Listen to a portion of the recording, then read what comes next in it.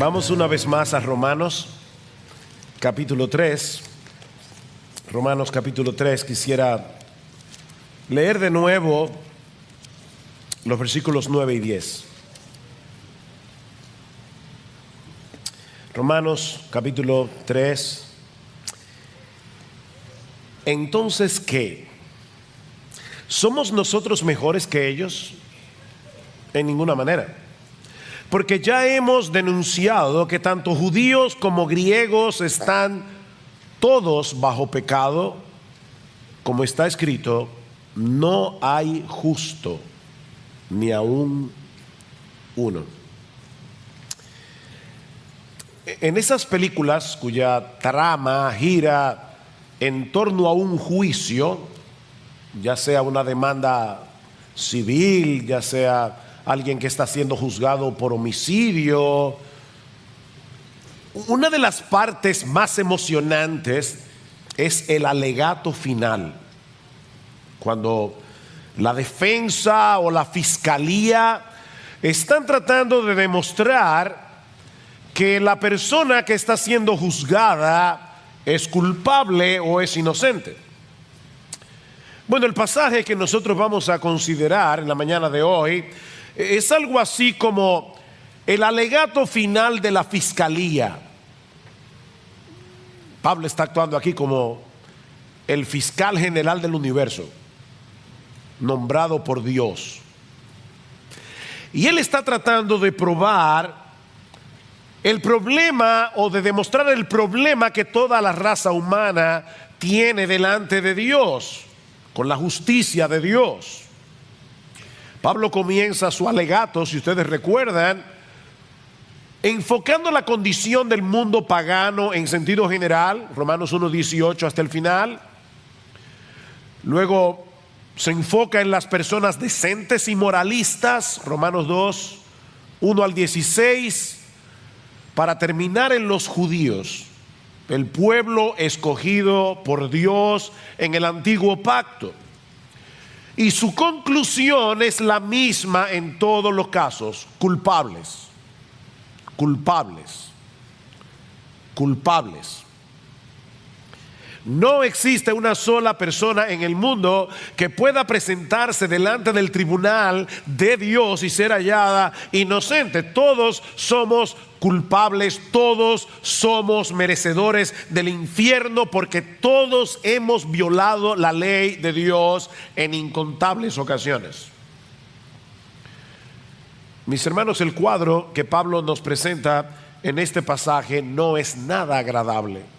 Y de hecho puede resultar muy ofensivo para ciertas personas.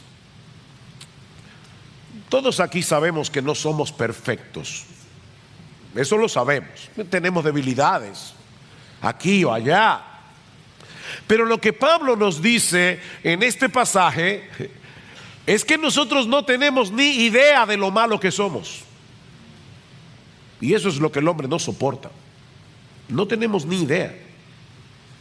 Pablo está tratando de destruir, en este último alegato final, Pablo está tratando de destruir hasta el último vestigio de confianza que nosotros podamos tener en nosotros mismos, porque de lo contrario no estamos preparados para recibir el evangelio que él va a comenzar a desplegar a partir del versículo 21 de Romanos capítulo 3. Alguien ha dicho que en esta porción de la carta a los romanos, Pablo está siendo despiadadamente cruel con el propósito de ser inmensamente bondadoso.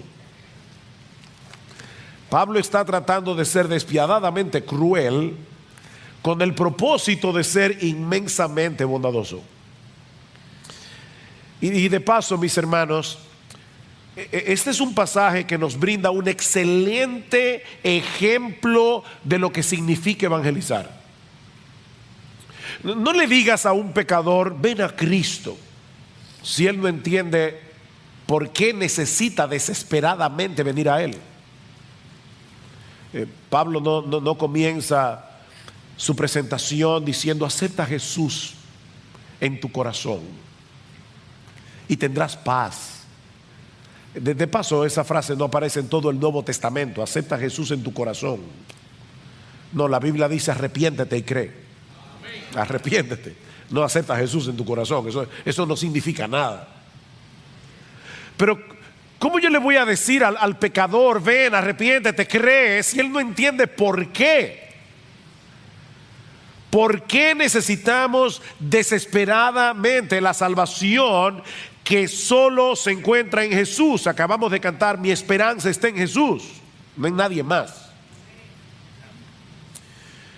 Bueno, eso es lo que Pablo nos va a mostrar en este último alegato de la fiscalía.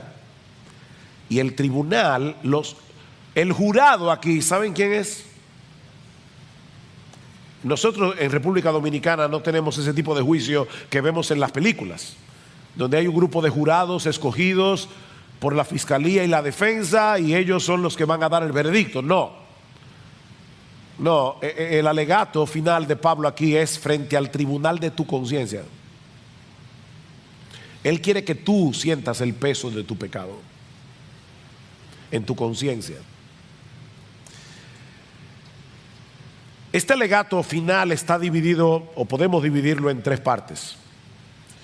La primera parte son precisamente los versículos 9 y 10 que acabamos de leer, y ahí encontramos dos declaraciones generales de la condición del hombre frente a Dios. Vean el versículo 9 una vez más. Entonces, ¿qué? Dice Pablo, ¿somos nosotros los judíos mejores que ellos, los gentiles? De ninguna manera, porque ya hemos denunciado que tanto judíos como griegos están todos bajo pecado. Todos están bajo pecado. Noten que allí no dice simplemente que todos cometemos pecados, como si se tratara de algo incidental en nuestras vidas. Nosotros, los pecadores, creemos que somos gente buena, que a veces hacemos cosas malas. No. Lo que la Biblia dice es que nosotros somos malos, que a veces hacemos cosas buenas por la gracia común de Dios. El problema no es que nosotros a veces pecamos como algo incidental. Pablo dice aquí que la condición natural del hombre, sin excepción, es que todos están bajo pecado. Bajo pecado, sometidos a la esclavitud del pecado. Y el pecado está siendo aquí personalizado por el apóstol Pablo. Es como si Pablo estuviera diciendo, mira quién es tu rey. Pablo es un tirano, el pecado. El pecado es un tirano. El pecado es un dictador que gobierna al hombre a su antojo hasta que Cristo nos liberta con el poder del evangelio. Por supuesto, tú le dices eso a un incrédulo y él jamás podrá verse a sí mismo de esa manera. Y la razón es que el pecado actúa a través de nuestra voluntad. O sea, cada vez que tú haces algo, estás haciendo lo que tú quieres hacer. Y como tú estás haciendo lo que tú quieres hacer, eso te da la sensación de que eres una persona libre. Estás haciendo lo que quieres hacer. Pero la realidad es que estamos tan infectados por el pecado que todo lo que hacemos en nuestro estado natural está regido por algún principio pecaminoso. El pecado es nuestro hábitat, el pecado es nuestra ciudadanía espiritual. Y es interesante notar que Pablo se incluye a sí mismo en este pasaje. ¿Notaron eso? En el versículo 9, Pablo dice, somos nosotros mejores que ellos en ninguna manera, porque ya hemos denunciado que tanto judíos, es decir, dice Pablo, yo mismo, como gentiles, están todos bajo pecado. Cuando nos colocamos frente al estándar de la justicia de Dios, todos nos quedamos cortos, muy cortos. Consecuentemente, todos tenemos un serio problema legal frente a la justicia de Dios. Por eso es que Pablo dice en el versículo 10, como está escrito, no hay justo ni aún uno, no hay justo. Eso es un término legal. Nadie es inocente. Ese es el veredicto que ya fue emitido en la Suprema Corte de la Justicia del Reino de Dios. Todos sin excepción somos culpables. En el mundo entero no hay una sola persona que pueda ser considerada justa según el estándar de Dios. Es por eso que Pablo usa un lenguaje tan universalista en este texto. ¿Se dieron cuenta? Como está escrito, no hay justo ni aún uno. No hay quien busque a Dios. No hay quien entienda. Todos se han desviado. A una, todos se hicieron inútiles. No hay quien haga lo bueno. No hay ni siquiera uno. Y tú no eres la excepción. Nadie es justo. Ahora, puede ser que tú no te percibas de esa manera porque te comparas con otras personas y tú ves que eres mejor que otros en algunos aspectos. Definitivamente, casi seguro que tú eres mejor que Hitler o Trujillo o Mussolini. Claro que sí. El problema es, mi amigo, que nosotros no seremos juzgados en comparación con otras personas. Nosotros seremos juzgados según el patrón de Dios. Nosotros seremos juzgados en relación con Dios.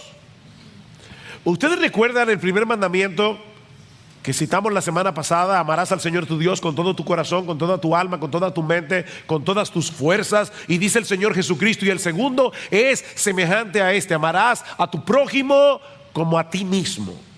O sea, nosotros tenemos que amar a Dios con todo nuestro corazón, con toda nuestra alma, con todas nuestras fuerzas, y debemos dedicar la misma devoción con la que nosotros nos amamos a nosotros mismos, debemos dedicarla para amar a otros. ¿Eres inocente o eres culpable? No hay una sola persona que sea justa, porque nadie llena esa medida. Todos nosotros nos amamos a nosotros mismos con todo nuestro corazón, con toda nuestra alma y con todas nuestras fuerzas.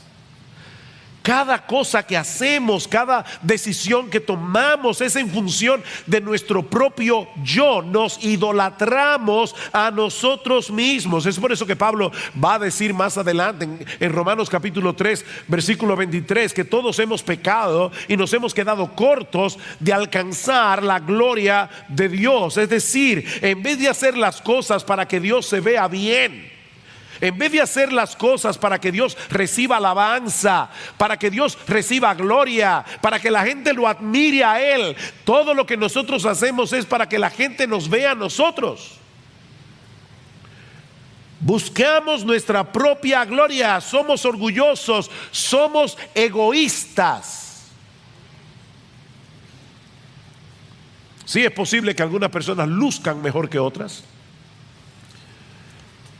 y nos parezca que no sean tan malas como las que Pablo está describiendo aquí.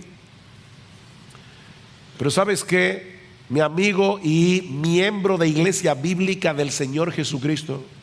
En nuestro estado natural nosotros somos 1000 veces peores de lo que nosotros creemos.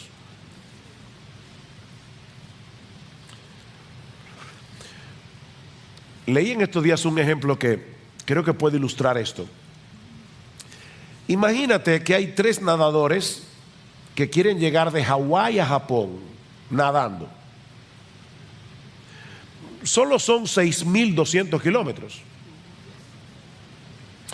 El primer nadador no sabe nadar. Se tira al agua y a los 5 minutos se hunde y se ahoga. El segundo nadador es un poco más experto, así que se puede nadar en mar abierto 60 metros, pero ¿qué va? Se hunde y se ahoga.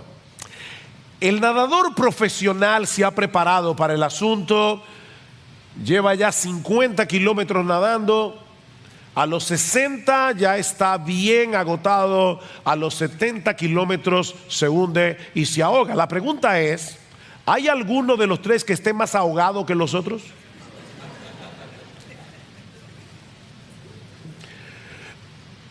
Unos llegaron más lejos, pero todos están igualitos de muertos. Eso es lo que Pablo está diciendo aquí. Todos estamos en la misma condición. No importa, mi amigo, cuán religioso tú seas. No importa cuál sea el nivel de moralidad y de decencia que tú hayas alcanzado en la vida. No importa si tú eres miembro del Club de los Leones o del Club de los Rotarios. Todos nos encontramos bajo el dominio del pecado. Todos somos culpables en el tribunal de Dios. Ahora, ¿cómo luce eso en la práctica? ¿Qué produce esa condición en nosotros? Bueno, Pablo va a explicarnos ahora algunas de las características de los pecadores, precisamente porque estamos bajo pecado.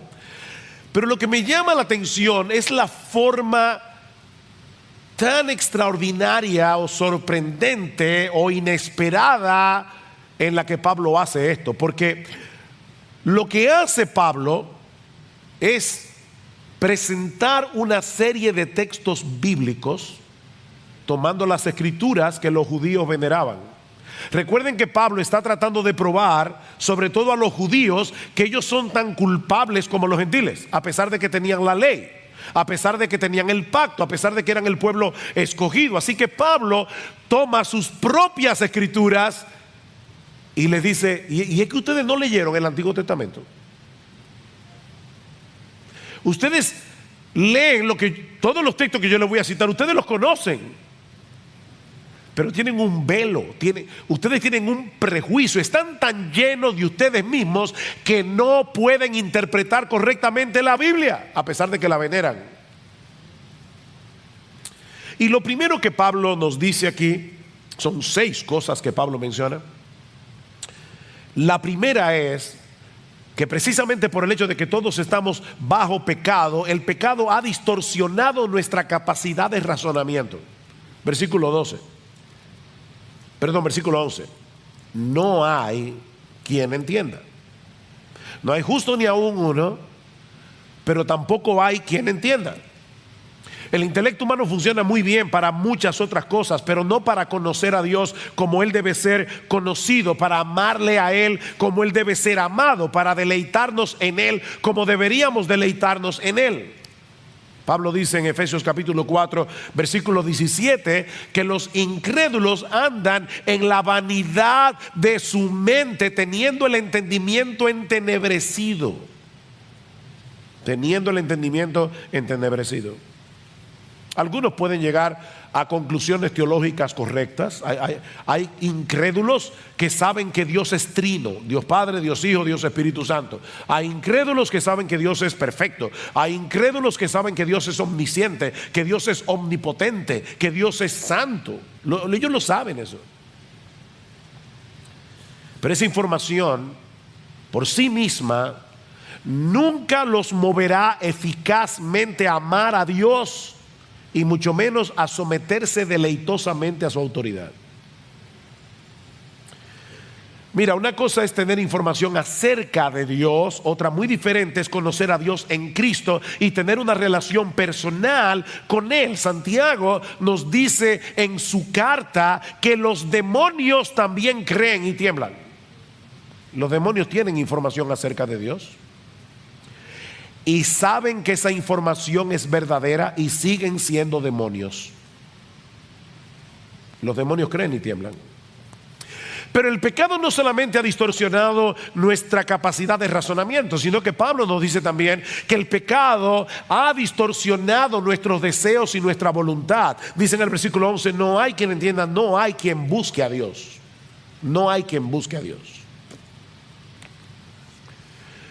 Por naturaleza amamos lo que deberíamos aborrecer, aborrecemos lo que deberíamos amar. Nuestros deseos están dañados. De manera que en vez de buscar a Dios, nosotros procuramos mantenerlo a una distancia prudente y en algunos casos lo más lejos posible. Miren, mis hermanos, a menos que Dios haga una obra en nuestro corazón, transformando nuestra personalidad desde su misma raíz, ninguno de nosotros se inclinaría naturalmente hacia Él. El pecado afectó nuestros deseos, el pecado afectó nuestra voluntad, amamos lo que nos daña y queremos mantener lejos de nosotros la fuente de todo bien. No hay quien busque a Dios. Para ponerlo en el lenguaje de Pablo en Romanos, todos nosotros increíblemente nos protegemos de la gloria de Dios. Nos protegemos de la gloria de Dios porque no queremos que Él destruya nuestra gloria. No queremos eso. No somos capaces de entender que Dios está comprometido. Escuche esta frase. Dios está comprometido a glorificarse haciéndonos bien. Él busca su gloria no porque es un Dios egoísta, sino porque es un Dios bueno.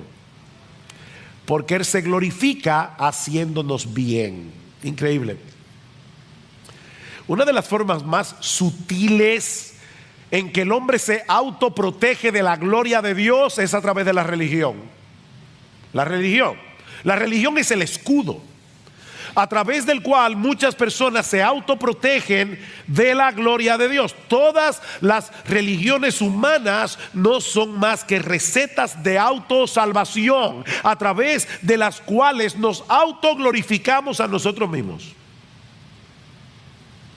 Todas las religiones te dicen ¿qué tú tienes que hacer para ganar el favor de Dios? Y al final de cuentas, la salvación está en las manos del hombre, no en las manos de Dios. Y es lamentable, hermanos, porque muchas iglesias evangélicas tienen una teología defectuosa que los lleva a pensar que todavía hay algo en el hombre que lo puede mover a buscar a Dios, de tal manera que la decisión final no está en las manos de Dios, sino en las manos del hombre. No. Lo que el cristianismo te dice, y solo el cristianismo dice eso, es exclusivo en ese sentido, es que estamos tan dañados que nunca podremos alcanzar el favor de Dios en nuestras propias fuerzas. Eso es imposible. La salvación es de Dios, de principio a fin. ¿Saben lo que hace el cristianismo? Destruir nuestra gloria para darle la gloria únicamente a Él.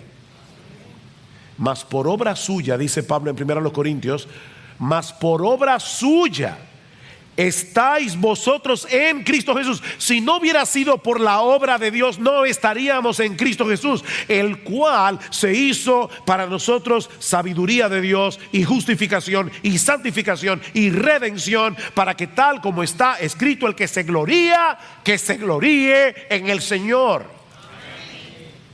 No hay gloria humana.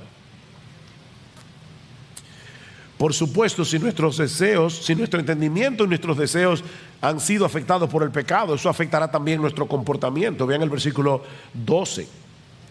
Todos se han desviado, a una se hicieron inútiles. No hay quien haga lo bueno, no hay ni siquiera uno. Bueno, pastor, yo lo iba siguiendo en el mensaje y estaba de acuerdo. Ahora sí que no. ¿Usted va a negar que hay personas en el mundo, incluso personas que no son cristianas, que hacen cosas buenas? Sí, es verdad. Por el simple hecho de haber sido creados a la imagen de Dios, el hombre tiene inclinaciones hacia cosas que son buenas en sí mismas. No hay que ser cristiano para ser un padre que ama a sus hijos. Hay esposos no cristianos que nunca le han sido infieles a sus esposas. Hombres fieles. Hay hombres que son honestos en sus negocios. Incrédulos que son honestos en sus negocios. Se dedican a causas humanitarias y muchas cosas más. Pero cuando la Biblia habla de buenas obras, no se refiere únicamente a las cosas que hacemos, sino a las cosas que hacemos según el estándar de Dios y buscando la gloria de Dios. Ahí es que la cosa se pone difícil. Ok, déjame ponértelo de esta manera. Tú estás en la 27 de febrero, hay una viejita que quiere cruzar al otro lado. Así que tú ayudas a la viejita, la tomas del brazo y la vas cuidando de los carros y la llevas sana y salva al otro lado. Pregunta, ¿es esa una buena obra? ¿Sí o no? Ok. Algunos dijeron sí, yo digo depende.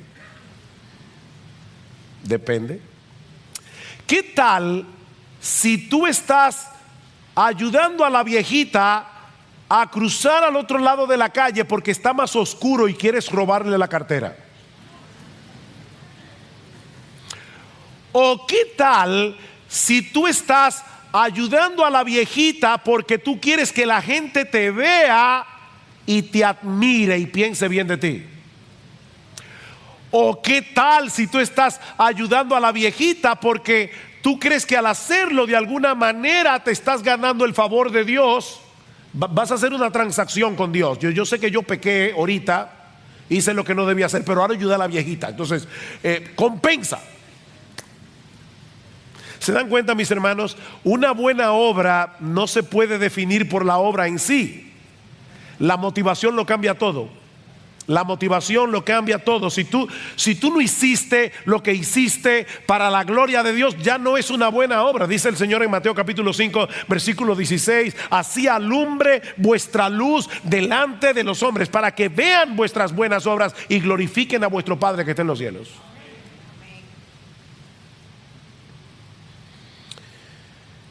Todos nosotros somos como suciedad, dice Isaías, y todas nuestras justicias son como un trapo de inmundicia delante de Dios. No hay quien haga lo bueno, ni siquiera uno. El pecado ha dañado nuestra capacidad de razonamiento, el pecado ha dañado nuestros deseos y nuestra voluntad, el pecado ha dañado nuestro comportamiento y por supuesto el pecado también ha dañado nuestro hablar.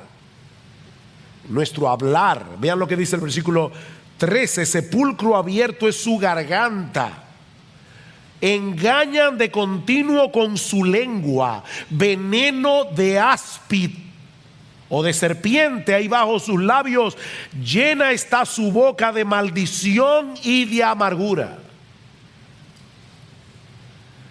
La Biblia dice que de la abundancia del corazón habla la boca. Si tú llenas un vaso de agua hasta rebosar, no va a salir jugo de naranja, va a salir agua. Y si lo llenas de hiel, no va a salir morir soñando. Los dominicanos van a entender eso. Va a salir hiel. Lo que Pablo está diciendo en este pasaje es que nuestras conversaciones revelan cosas muy preocupantes de lo que hay en nuestro corazón. Muy preocupantes. Si un hombre como Isaías, el profeta, cuando vio la gloria de Dios, dijo: ay de mí, porque siendo hombre inmundo de labios y habitando en medio de un pueblo que tiene labios inmundos, han visto mis ojos al Rey. ¿Tú quieres saber cuán malo es el hombre? Escucha lo que dice. A todos nosotros nos molesta que nos mientan. ¿No es así? Nos molesta que hablen de nosotros a nuestras espaldas. Nos duele profundamente que nos traicionen. Sin embargo, la mentira es sumamente común, el chisme es sumamente común. El mundo es un lugar peligroso en el cual vivir, porque el ser humano es chismoso y engañador, es cruel con su boca. en el momento en que tú menos te lo esperas, te enteras de que alguien en quien tú confiabas ha estado hablando mal de ti. Y eso sí duele. A ti no, a mí sí. Eso duele. Ahora déjame hacerte una pregunta, honestamente. Tú nunca has cometido ese pecado.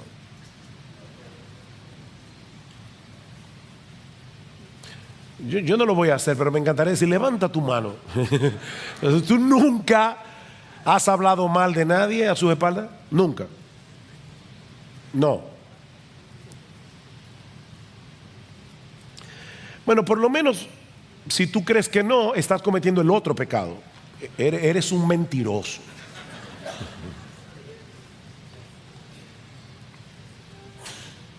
Nuestras palabras son un reflejo de lo que tenemos en el corazón. Nos promovemos a nosotros mismos mientras manchamos la reputación de otros. Somos más prontos para criticar que para alabar. Destilamos amargura y descontento. Justificamos lo injustificable. Alguien decía que nosotros usamos nuestras lenguas para mentir y proteger nuestros propios intereses al mismo tiempo que dañamos los intereses de los demás. Y eso nos lleva de la mano a la siguiente característica que Pablo menciona, y es que el pecado, por supuesto, ha dañado nuestras relaciones interpersonales.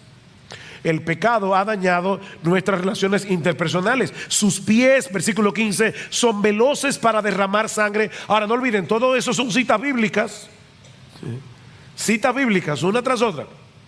Sus pies son veloces para derramar sangre. Destrucción y miseria hay en sus caminos, y la senda de paz no han conocido. Bueno, pastor, ahora sí que pasé la prueba. Yo no soy esa persona que Pablo está describiendo aquí. ¿Tú estás seguro de eso?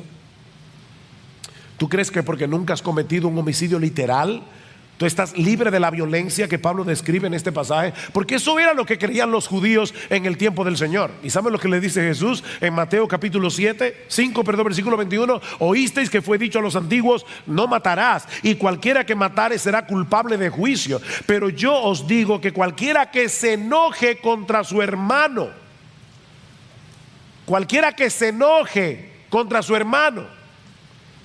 al punto de querer de alguna manera que esa persona sufra, ya es culpable de juicio. Cualquiera que le diga necio a su hermano será culpable ante el concilio. Cualquiera que le diga fatuo quedará expuesto al infierno de fuego. En otras palabras, Pablo está diciendo que a los ojos de Dios, o el Señor Jesucristo está diciendo que a los ojos de Dios, un corazón airado contra otra persona al punto de querer hacerle daño física o verbalmente, ya es un homicida a los ojos de Dios.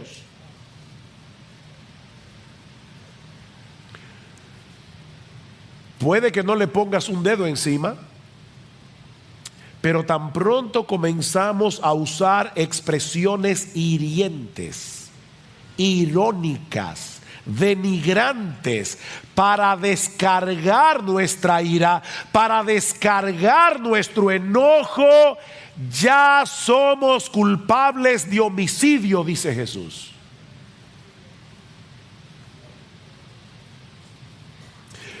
Déjame hacerte una pregunta.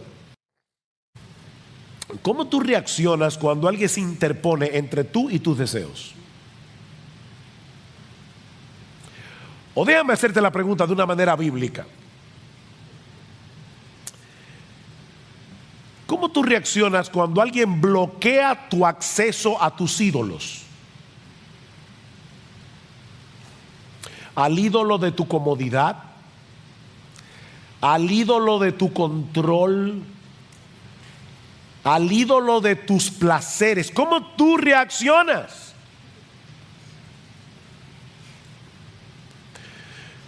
Padres padres, el hecho de tener este entendimiento de la naturaleza humana será de vital importancia para la crianza de nuestros hijos. De vital importancia, a menos que veamos a nuestros hijos a la luz de lo que Pablo nos está diciendo en este pasaje, no vamos a entender muchas de sus reacciones. Cuando los estorbamos, no vamos a entender por qué nuestros hijos, lo mismo que nosotros, necesitamos desesperadamente el evangelio. Y de paso, eso también nos ayuda a entender por qué el proceso de santificación es tan difícil. Porque nosotros somos justificados en un instante cuando creemos en Jesús. Su justicia perfecta es puesta en nuestra cuenta, pero ahora tenemos que lidiar con nuestros hábitos pecaminosos que adquirimos en nuestra antigua vida. Nuestros pies quieren seguir corriendo hacia el mal, nuestra boca quiere seguir hablando lo que no debe hablar, nuestro corazón sigue inclinado por el pecado que mora en nosotros, al mal. Ahora, la parte más crítica de este diagnóstico es el hecho de que el pecado ha dañado nuestra relación con Dios. Versículo 18. No hay temor de Dios delante de sus ojos. No hay temor de Dios delante de sus ojos. Toda nuestra vida está al garete, es un barco sin timón hasta que aprendemos quién es Dios y comenzamos a vivir en consecuencia. La Biblia dice en Proverbios capítulo 1 versículo 7 que el principio de la sabiduría, el ABC de la sabiduría es el temor al Señor. El temor al Señor. Y una de las mejores definiciones que nosotros tenemos en la Biblia de lo que es ese temor la encontramos en el Salmo 16, versículo 8. Al Señor he puesto siempre delante de mí. Al Señor he puesto siempre delante de mí, porque está a mi diestra, permaneceré firme. ¿Qué es el temor del Señor? Es vivir con la conciencia de que toda tu vida está siendo vivida frente a la cara de Dios. Salmo 139. ¿A dónde me iré de tu espíritu? ¿A dónde huiré de tu faz? Dice el texto hebreo. No importa dónde te vayas, estás en la presencia de Dios. Pero nosotros no estamos conscientes de la presencia de Dios y por eso no tenemos temor de Dios. Otro texto sorprendente para describir de qué se trata el temor piadoso hacia Dios, porque un pecador puede tenerle terror al castigo de Dios, y es correcto que le tengas temor, pero no es de ese temor que Pablo está hablando aquí. Un texto sorprendente para entender lo que es el temor a Dios es el Salmo 130, versículos 3 y 4. Dice el salmista: Señor, si tú tuvieras en cuenta las iniquidades, ¿quién podría permanecer en pie? Pero en ti hay perdón para que seas temido. Espérate. Si yo leyera en ti hay castigo para que seas temido, yo podría entenderlo. Pero el salmista está diciendo: en ti hay perdón. Y es precisamente ese perdón, la conciencia de que tú eres un Dios perdonador, lo que produce temor en mi corazón. ¿De qué temor es que está hablando el salmista? Es una mezcla de asombro, gratitud, reverencia ante la persona de Dios, porque siendo un Dios tan santo, Él está dispuesto a perdonarnos. ¿Cómo deberíamos vivir con la conciencia de que estamos frente a un Dios así? Pero el incrédulo ha decidido vivir de espaldas a Dios, como si lo que él pensara de las cosas no tuviera la menor importancia, como si nunca nosotros fuéramos a presentarnos, a comparecer delante de su tribunal para dar cuenta de nuestra vida. Miren, si nosotros tuviéramos que resumir en una sola frase por qué el mundo está como está, el versículo 18 del capítulo 3 lo resume perfectamente: no hay temor de Dios delante de sus ojos. Esa es la condición humana. El término que usan los teólogos para etiquetar esta condición es depravación total o corrupción radical. O sea, una corrupción que llega hasta la raíz. Lo que esta expresión significa, depravación total, corrupción radical, no es que todos los hombres sean todo lo malo que pudieran llegar a ser, o que todos los seres humanos sean completamente incapaces de hacer alguna cosa que sea relativamente buena. No. Lo que esto significa es que todas las facultades del hombre han sido dañadas por el pecado. Nuestra mente ha sido dañada por el pecado, nuestra voluntad ha sido dañada por el pecado, nuestras emociones han sido dañadas por el pecado. Estamos dañados. Recuerda, Pablo muy sabiamente no nos está dando su conclusión de lo que él ve en el hombre. Él está citando la Biblia para decirnos: eso es lo que Dios ve en el hombre. Este no es el alegato de Pablo, es el alegato de Dios.